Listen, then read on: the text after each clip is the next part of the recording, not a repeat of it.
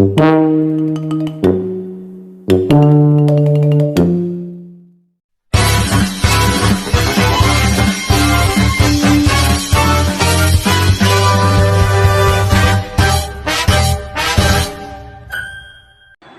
guys, kalian pasti udah pada tahu kan dalam sebuah keluarga pasti memiliki sebuah masalah. Salah satunya yaitu komunikasi yang buruk antar sesamanya.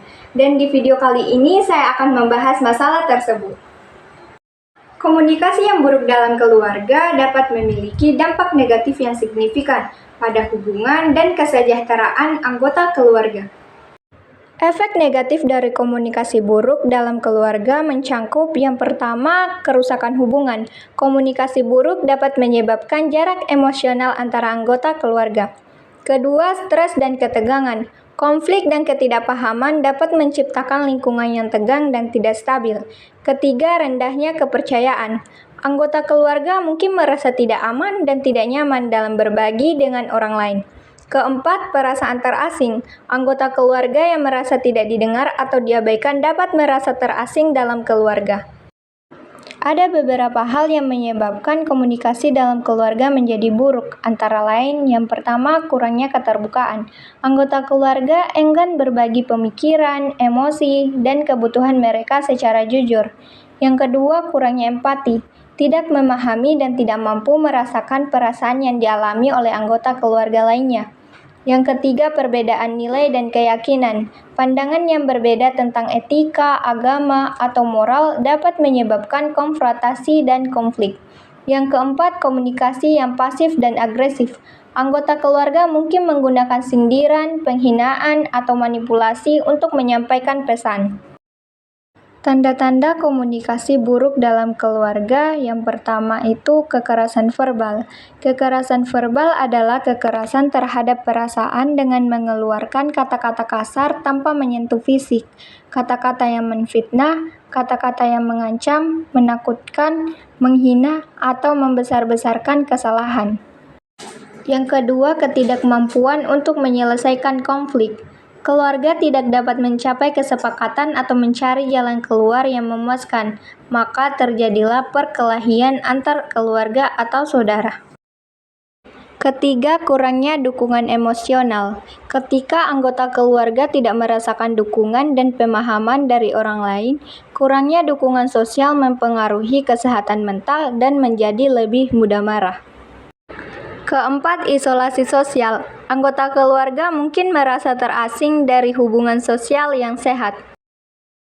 Dampak negatif lainnya yang terjadi akibat komunikasi yang tidak terjaga dalam keluarga antara lain, yang pertama, enggan mengikuti aturan rumah. Setiap keluarga pasti memiliki aturan yang berlaku di dalam rumahnya. Contohnya saja, seperti menghormati orang tua, dan kakak menyayangi adik hingga soal aturan teknis jam pulang paling lambat. Namun, sayangnya jika komunikasi buruk, aturan-aturan tersebut bisa saja tidak diikuti dan akhirnya membuat anggota keluarga di dalamnya berbuat seenaknya. Aturan dibuat tentunya bukan tanpa alasan, tapi demi keamanan dan kenyamanan bersama. Kedua, tidak ada empati dalam keluarga. Empati adalah sebuah keadaan mental ketika seseorang merasakan pikiran, perasaan, atau keadaan yang sama dengan orang lain. Tanpa empati, anggota keluarga hanya mementingkan dirinya sendiri dan tidak mengetahui atau bahkan tidak peduli dengan kondisi keluarganya yang lain. 3. Anak tidak peka dengan perasaan orang tua. Tujuan menjaga komunikasi antar orang tua dan anak yaitu agar anak dapat memahami kondisi dan perasaan orang tuanya. Bayangkan jika anak tidak peka, mereka akan memaksa apapun yang mereka inginkan, tanpa memedulikan perasaan orang tuanya. Keempat, lebih nyaman dan bebas jika di luar rumah. Tanpa menjaga komunikasi dalam keluarga, setiap anggota tidak bisa merasakan keamanan dan kenyamanan di rumahnya. Akhirnya, anggota keluarga lebih memilih menghabiskan waktu lebih banyak di luar rumah, padahal dalam kehidupan setiap orang, rumah seharusnya tempat yang paling memberikan rasa aman, nyaman pada diri seseorang. Asing dengan keluarga sendiri. Dengan tidak menjaga komunikasi dalam keluarga, hasilnya tidak ada kedekatan juga antar keluarga. Ketika di rumah, setiap anggota keluarga merasa asing dengan keluarganya sendiri, padahal tujuan dibangunnya keluarga adalah sebagai perlindungan pertama dan bagaikan rumah untuk kembali. Keenam, merasa tertekan dan tertutup. Keluarga yang tidak pernah mengobrol atau sekedar bercanda riang tentunya akan merasa kaku. Bahkan setiap anggota keluarga jadi tertutup dan merasa tertekan dengan tuntutan yang ada. Ketika ada masalah, seseorang yang berada dalam keluarga dengan komunikasi buruk cenderung akan menyimpannya sendiri. Alih-alih bercerita, akhirnya dia akan merasa tertekan dalam menghadapi masalah tanpa memiliki saluran untuk bercerita. Yang terakhir adalah anak tidak suka dinasihati. Bisa jadi anak juga mencontoh perilaku orang tuanya yang kerap kali berselisih atau tidak berusaha membangun komunikasi yang baik. Dengan anak tidak suka dinasihati, hasilnya keinginan orang tua dan anak akan selalu berbeda. Untuk menghindari komunikasi buruk dalam keluarga, ada beberapa hal yang dapat diperhatikan, yaitu menerapkan komunikasi yang aktif. Peran komunikasi yang aktif dalam keluarga antara lain: pertama, berpikir sebelum berbicara, menghindari respon impulsif dan mempertimbangkan efek kata-kata sebelum mengucapkannya.